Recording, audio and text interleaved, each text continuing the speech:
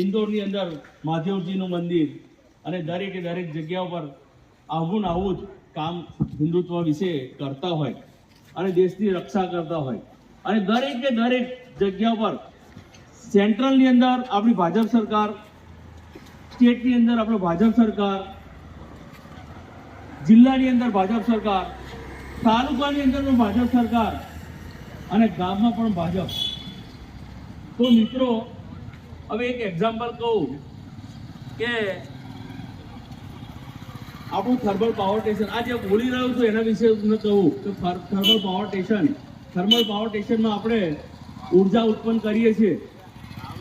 એટલે આપણા મોદી સાહેબ ત્યાં ઉર્જા ઉત્પન્ન કરે છે અને એ ઉર્જા અહીંયા જે થર્મલ પાવરમાંથી આપણે આવે સબસ્ટેશનમાં, એવી જ રીતે આપણે સ્ટેટમાં આવે. સ્ટેટમાં આવ્યા પછી સબસ્ટેશનમાં જાય અને સબસ્ટેશનમાંથી આવે એટલે આ થોભડા બધા આપણે અને હું બોલી શક્યો છું એ અવાજ તમારી સુધી પહોંચી શકે.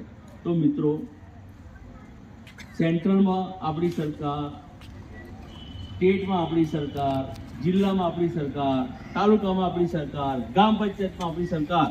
તો મિત્રો, આપણો છે કે છેક થોભલો આવી ગયો છે. કરંટ છે કે છેક સેન્ટ્રલથી ગામ સુધી આવ્યો છે અને તાલુકામાં ના આવે તો શું થાય? તકલીફ થાય ને. એ આપણને કરંટ મળે, કરંટ ના મળે એટલે આપણને ફંડ ના મળે, આપણી વિકાસ ના થાય અને આપણે વંચિત રહીએ. આવી સીધી સાદી વસ્તુ આ ગામના બ્રાહ્મણને ખબર પડતી નથી. મિત્રો, આપણા